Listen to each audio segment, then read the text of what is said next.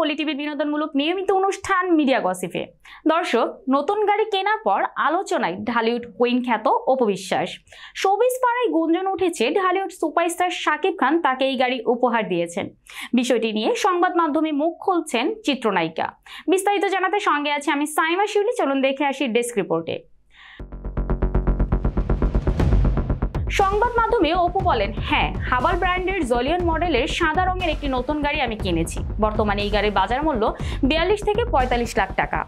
গাড়ি কেনার সঙ্গে শাকিব খানের নাম জড়ানো প্রসঙ্গে অপু বলেন, আসলে আমি বুঝি না বারবার কেন শাকিব খানকে নিয়ে কথা বলতে হবে।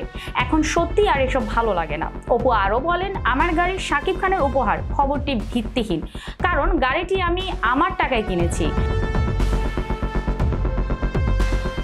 আপনারা সবাই জানেন আমার লাল রঙের একটি ওডি গাড়ি ছিল, সে গাড়ি বিক্রি করেই সাদা রঙের গাড়িটি কিনেছি। গাড়ি কেনা প্রসঙ্গে অপু আরও বলেন, ওডি ব্র্যান্ডের লাল গাড়ি বিক্রির টাকায় হাভাল ব্র্যান্ডের জলিয়ন মডেলের সাদা রঙের গাড়ি কেনার পরও কিছু টাকা বাকি আছে, সে টাকা সেভিংস করেছি। প্রসঙ্গত, চিত্রনায়িকা অপু বিশ্বাস ঢালিউড ইন্ডাস্ট্রির একজন সফল নায়িকা।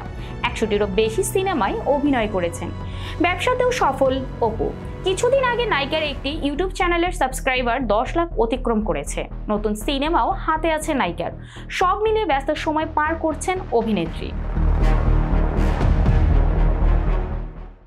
দর্শক, ঢালিউডে নায়ক হিসেবে একমাত্র শাকিবই টানা 3 বছর ঈদে মুক্তি পাওয়া সিনেমায় সাফল্যের দেখা পেয়েছেন। তাই নায়কের কাছে জানতে চাওয়া হয় ঢালিউডের সুপারস্টার হওয়ার সুবিধা ও অসুবিধার দিক নিয়ে।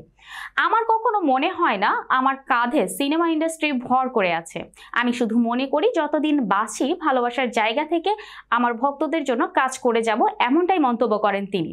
আজ এ পর্যন্তই। পরবর্তী পর্বে হাজির হওয়ার প্রত্যাশা নিয়ে আজকের মতো বিদায় নিচ্ছি। আল্লাহ হাফেজ।